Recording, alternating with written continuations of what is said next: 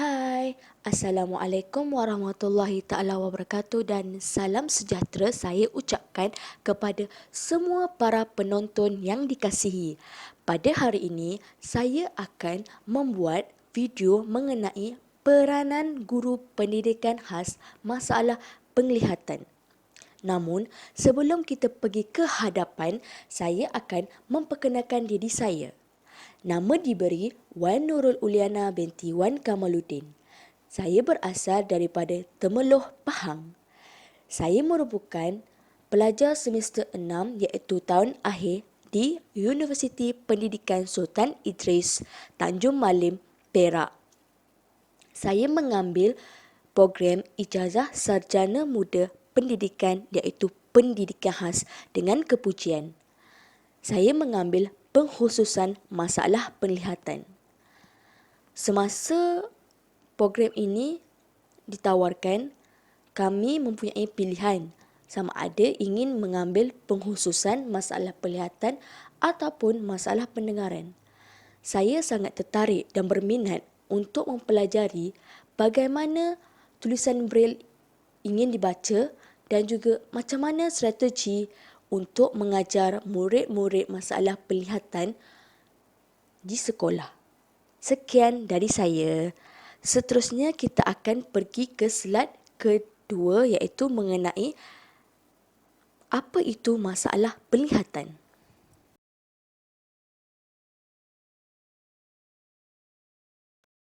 Apa itu kecacatan penglihatan atau masalah penglihatan? Kecacatan penglihatan boleh terjadi di kalangan pelbagai peringkat usia dengan tahap gangguan yang berbeza-beza. Gangguan penglihatan boleh berada pada tahap penglihatan rendah kepada tahap buta.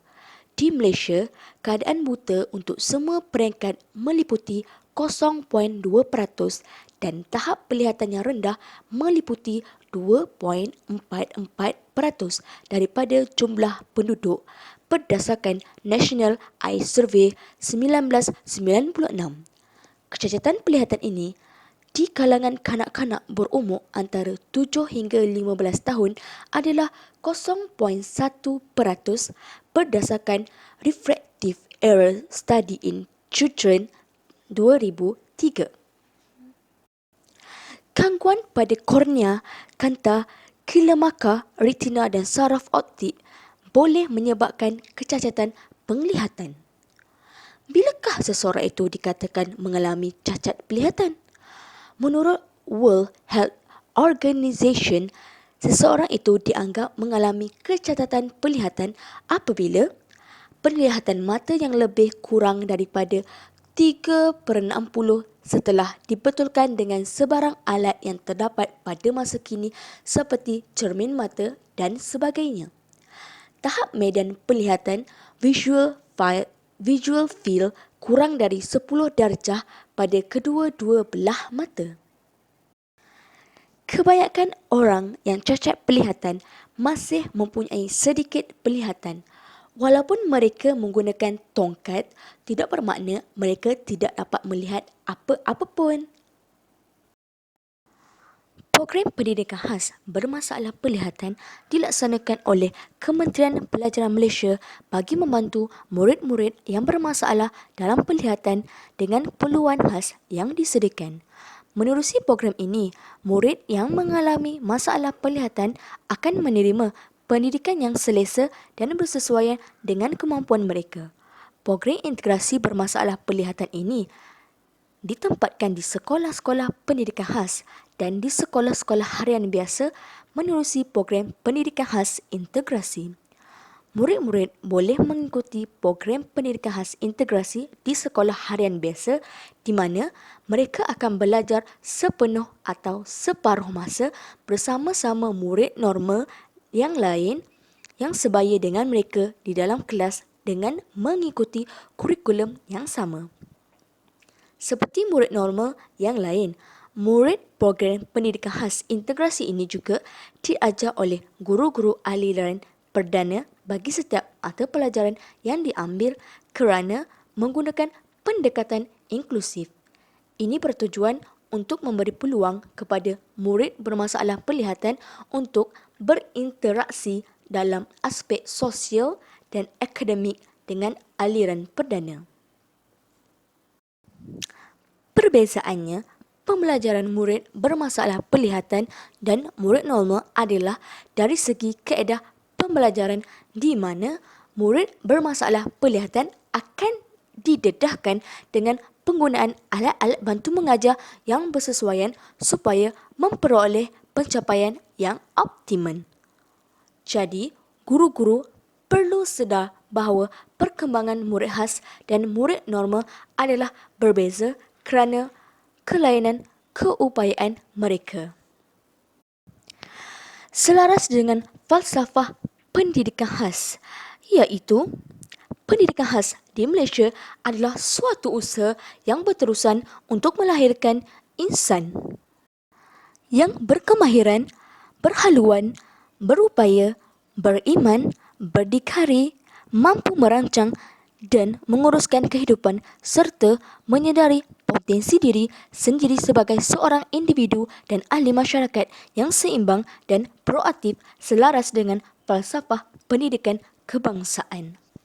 Setiap kanak-kanak mempunyai hak dan equity yang sama untuk mendapatkan pendidikan tanpa mengira ketidakupayaan mereka.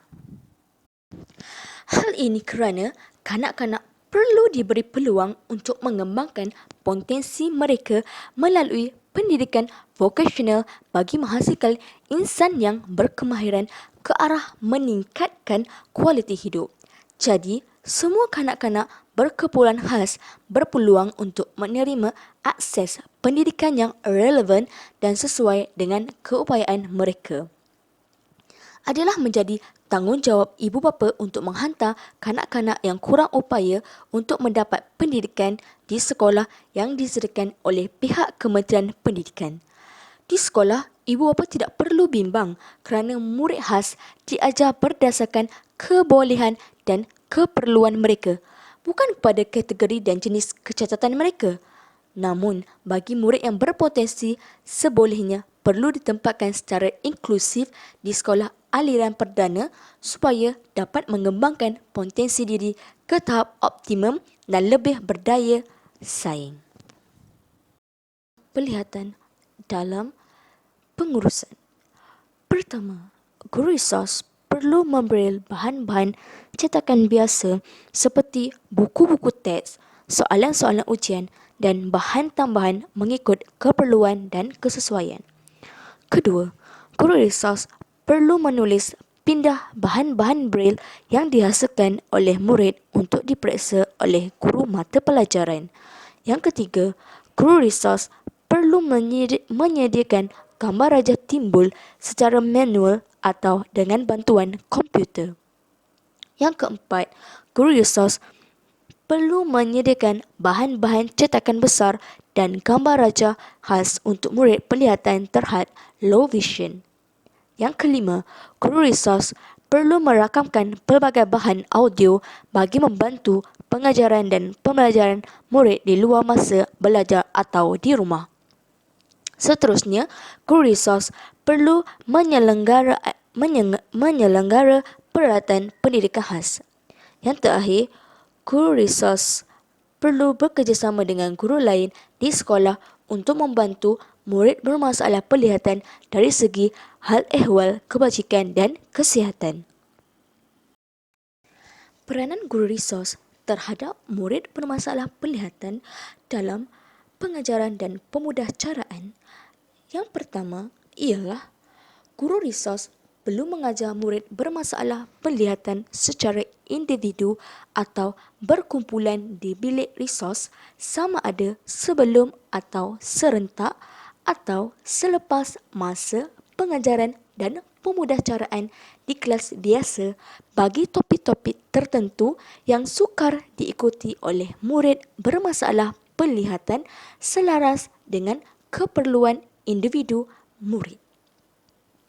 Yang kedua, guru resos perlu mendapatkan maklumat dari guru mata pelajaran aliran perdana untuk tujuan pengukuhan dari pengayaan pada murid semasa pengajaran dan pembelajaran di bilik resos.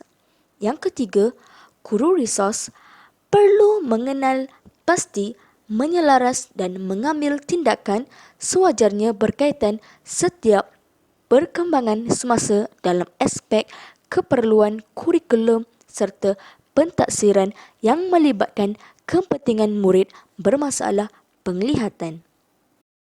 Yang keempat, guru resos perlu menjalankan tugas sebagai guru pendamping di kelas biasa bagi aktiviti amali dan fizikal untuk mata pelajaran dan topik-topik tertentu.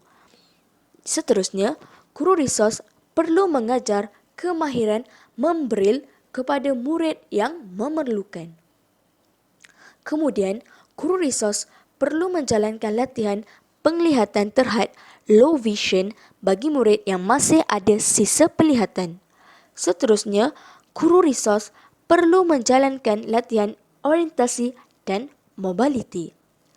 Kemudian, guru resos perlu menjalankan latihan kemahiran hidup harian. Guru resos juga perlu menjalankan latihan penggunaan teori sentuhan, pendengaran, bau dan rasa. Kemudian, guru resos perlu memperuntukkan waktu pengajaran dan pembelajaran sekurang-kurangnya 12 waktu seminggu bagi sekolah menengah dan 15 waktu seminggu bagi sekolah rendah. Yang terakhir, guru resos boleh menganjalkan waktu pengajaran dan pemudahcaraan mengikut keperluan murid dan jumlah waktu yang diperuntukkan. Peranan guru resos untuk kelas bimbingan dan aktiviti-aktiviti tambahan bagi pelajar bermasalah penglihatan. Yang pertama, guru resos perlu mengadakan bimbingan tambahan bagi murid yang akan menduduki peperiksaan umum seperti PT3, SPM, STPM dan sebagainya. Yang kedua, guru resos perlu membimbing murid dalam penggunaan perisian teknologi maklumat dan komunikasi atau ICT. Ketiga, guru resos perlu membaca bahan-bahan bercetak yang sesuai kepada murid. Yang keempat, guru resos perlu mewujudkan dan menyelia perjalanan aktiviti kelab pembaca di sekolah. Dan yang terakhir, guru resos perlu melibatkan diri dalam aktiviti kurikulum dan co-kurikulum di dalam dan di luar sekolah yang berkaitan dengan murid bermasalah penglihatan.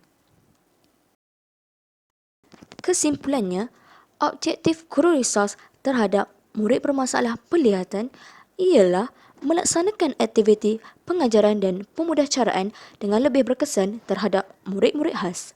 Yang kedua, membimbing murid-murid khas dalam aspek kurikulum, co-kurikulum dan hal ehwal pelajar. Yang ketiga, menyediakan bahan-bahan pengajaran yang bersesuaian dengan murid-murid khas khususnya dalam pengajaran dan pemudahcaraan. Dan yang terakhir, membantu dalam proses perkembangan dan potensi diri. Sekian daripada saya. Terima kasih.